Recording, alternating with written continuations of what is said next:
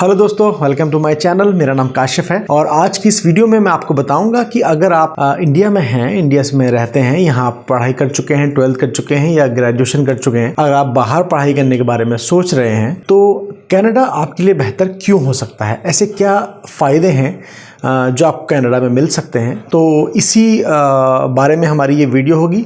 और दोस्तों, वीडियो शुरू करने से पहले मैं आपसे एक गुजारिश करना चाहता हूँ कि मेरी ये वीडियो जो है इस पे एक नीचे लाइक का बटन है, तो वो आप शुरू होने से पहले ही दबा दीजिए, क्योंकि आपको ये वीडियो बहुत ज़्यादा अच्छी लगने वाली है और इसमें मैं इन्फॉर्मेशन जो आपको दूंगा वो आपके ज़रूर कहीं ना कहीं आपके ज़रूर काम आएगी।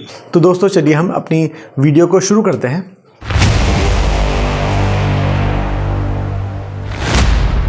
तो दोस्तों, अगर हम अब्रॉड स्टडी के बारे में बात करते हैं तो मैंने ऑलरेडी एक वीडियो बनाई है जहां पर मैंने कंपैरिजन बनाया है कुछ कंट्रीज़ का। तो आप प्लीज़ उस वीडियो को देखिएगा, समझिएगा, उसके बाद अपना डिसीजन लीजिएगा। अगर आप अपना डिसीजन ले चुके हैं तो ये वीडियो खासकर कनाडा वाले लोगों के लिए है। अगर आप पढ़ाई करना चाहते हैं कनाडा में तो क्या ऐसे फ़ायदे हैं। तो दोस्तों, हमारा पहला पॉइंट है लो ट्यूशन फ़ी। ये लो ट्यूशन फ़ी कितनी है वहाँ? 6 लाख से लेकर 10 लाख तक का जो एक ये रेंज है, इसी रेंज में आपको फीस देनी होगी। यानी कि ये पर एनम यानी कि साल की फ़ीस है। 6 लाख रुपए साल, ये 10 लाख रुपए साल। तो कनाडा जो है वो आपको फ़ीस स्ट्रक्चर जो है वहाँ का काफ़ी कम है। अगर आप 12th आपने किया है, अगर आप 12th के बाद कोई डिप्लोमा लेना चाहते हैं तो अराउंड 6 से 7 लाख 8 लाख में आपको जो है कोई भी कोर्स मिल जाएगा। पर एनम की बात कर रहा हूँ मैं। और अगर आप मास्टर्स करना चाहते हैं, यानी कि ग्रेजुएशन आपने इंडिया से की और आप मास्टर्स के बारे में सोच रहे हैं या फिर पीजी के बारे में, तो उसमें दोस्तों आपको फ़ीस जो है वो 8-9 लाख 10 लाख के आसपास है। डिपेंड करता है आपके कोर्स के ऊपर, आपका क्या फील्ड है। दोस्तों, हमारा सेकंड पॉइंट है इजी एडमिशन प्रोसेस। आपने 12th कर लिया, ग्रेजुएशन कर ली, क्या आप पढ़ने के लिए बाहर जा सकते हो? क्या आपको बाहर एडमिशन मिल सकता है? देखिए, जितने लोग जानते हैं अब्रॉड स्टडी के बारे में तो बहुत अच्छी बात है, लेकिन बहुत सारे स्टूडेंट जो हैं वो जानते ही नहीं हैं कि वो लोग आसानी से इंडिया से बाहर पढ़ने जा सकते हैं।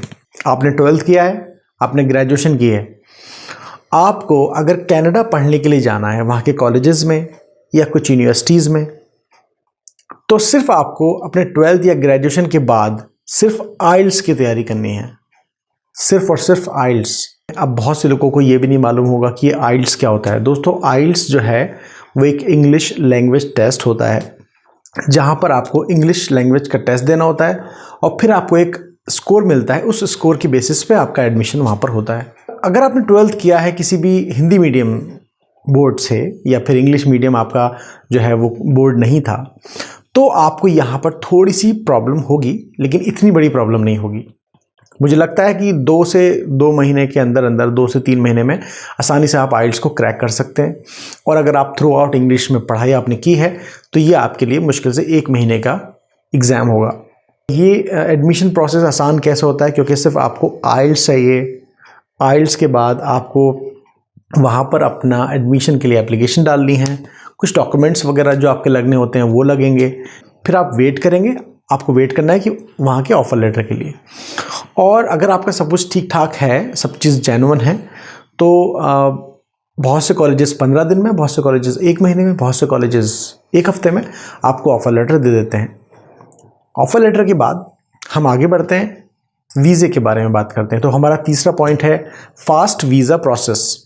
अब ये फ़ास्ट कैसे है? तो अगर आपने आइल्स का एग्ज़ाम दिया, वहाँ पर आपके 666 स्कोर आपने सारे मॉड्यूल में कर लिए, तो क्या होता है कि कनाडा में आपको एसडीएस कैटेगरी में आप फॉल करेंगे डायरेक्ट।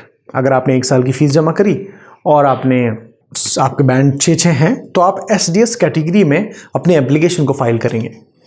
एसडीएस कैटेगरी में दोस्तों आपकी जो फाइल है, मतलब आपका जो प्रोसेस है वीज़े का, वो फास्ट होता है। अब हम आगे बढ़ते हैं कि हमारा जो चौथा पॉइंट है वो है वैरायटी ऑफ कोर्सेज़ वहाँ पर अवेलेबल हैं। जैसे कि हेल्थ साइंसेज, आईटी सेक्टर के कोर्सेज़ हैं, अकाउंटिंग है, फाइनेंस, टीचिंग, इस तरह के काफ़ी सारे कोर्सेज़ अवेलेबल हैं।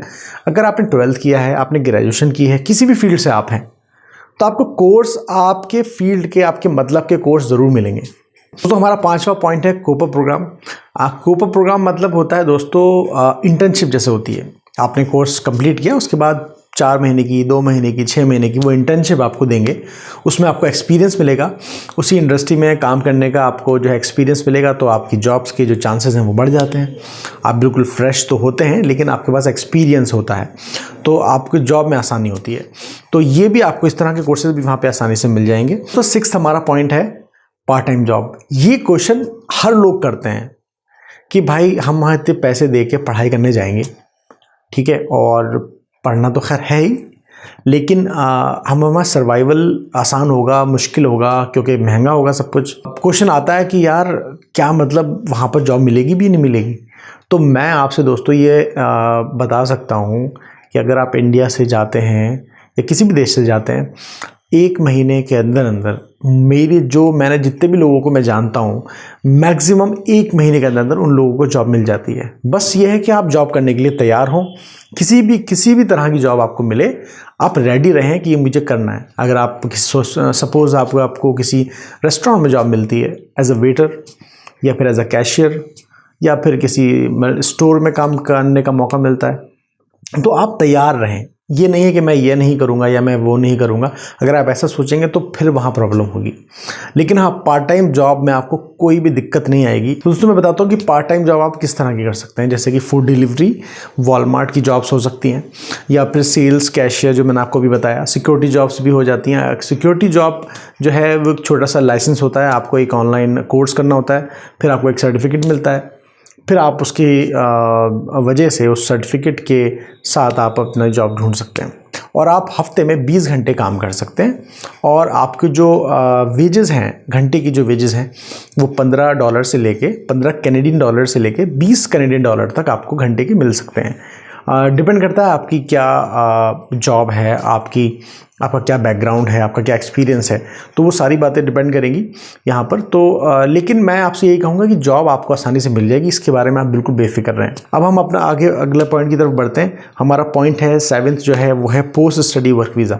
दोस्तों ये क्या होता है? अगर आप बिल्कुल नए हैं, आपको कुछ भी नहीं पता अब्रॉड स्टडी के बारे में, तो ये सब चीज़ें जो मैं आपको बता रहा हूँ ना, ये आपके बहुत काम आने वाली हैं। तो 7th हमारा पॉइंट है पोस्ट स्टडी वर्क वीज़ा, यानी कि पढ़ाई करने के बाद आपको कंट्री, वो जो देश है, वो आपको वर्क परमिट देता है, यानी कि वर्क वीज़ा देता है, ताकि आप उसी कंट्री में रहकर जॉब कर सकें। आपने पढ़ाई पूरी कर ली, अब आप उस कंट्री में किस वीज़ा पर रुकेंगे? आपका स्टूडेंट वीज़ा था 2 साल का, आपने पढ़ाई कर ली, वो ख़त्म हो गया। अब आप वहाँ रुकेंगे किस बेसिस पे? तो कनाडा यानी कि वो देश आपको 3 साल का या 1 साल का वर्क परमिट इशू करता है। अब वो वर्क परमिट आपके एजुकेशन के बेसिस पे होता है।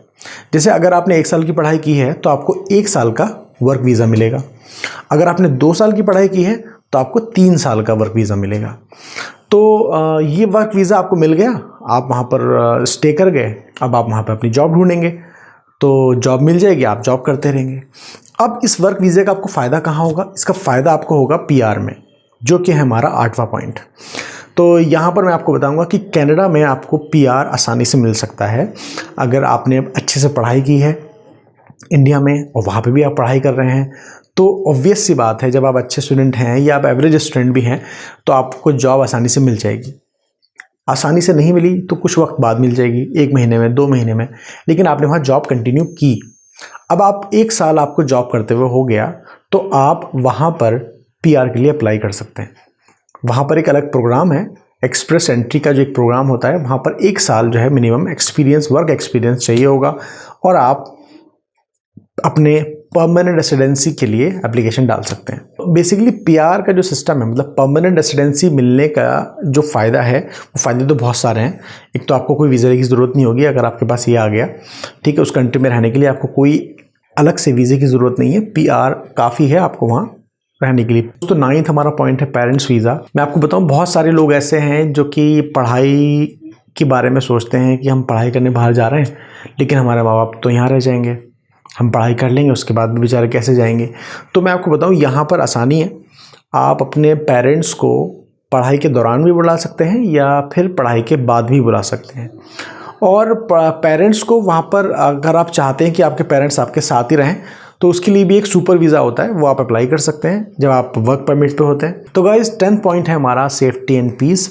जी हाँ दोस्तों, ये कंसर्न हमारे माँ बाप का बहुत होता है कि यार हम बाहर हैं, हम दिल्ली में रहते हैं, मुंबई में रहते हैं, यहाँ पे भी अगर हम कभी बाहर जाते हैं, थोड़ा लेट हो जाते हैं तो माँ बाप को फ़िक्र हो जाती है कि यार ये कहाँ रह गए। यही है कि कंसर्न है भाई, फ़िक्र तो होगी ना, माँ बाप है हमारे। तो ये मैं आपको बताऊँ कि कनाडा जो है वो सेफेस्ट कंट्री में आता है। तो यहाँ पर आपको कोई प्रॉब्लम नहीं होगी। अगर आप रात में 11 बजे 12 बजे भी जॉब से आ रहे हैं तो कोई इशू नहीं है, बहुत सेफ़ है। हाँ, ये है कि आप एक कंट्री से दूसरी कंट्री में जाएंगे तो आपको थोड़ा वक्त तो लगेगा, 1 महीना 2 महीना लगेगा आपको समझने में, 1-1.5 महीना लग जाएगा कंट्री के कल्चर को समझने में।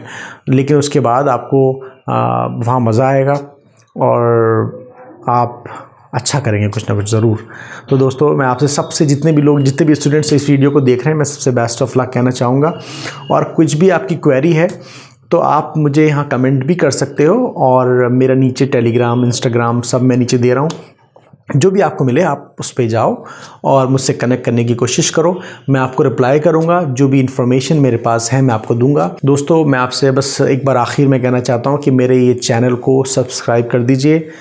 वीडियो में एक लाइक का बटन होता है, वो भी दबा दीजिए। मेरी शायद वीडियो भी इतनी अच्छी क्वालिटी की नहीं है, लेकिन मैं ट्राई कर रहा हूँ आपके साथ अच्छी इन्फॉर्मेशन शेयर करने की, ताकि जो प्रॉब्लम मैंने फेस करी या मेरे साथ के जो लोग हैं उन्होंने फेस करी, वो आप लोग फेस ना करें। तो दोस्तों, चलिए मिलते हैं अगली वीडियो में, तब तक के लिए बाय।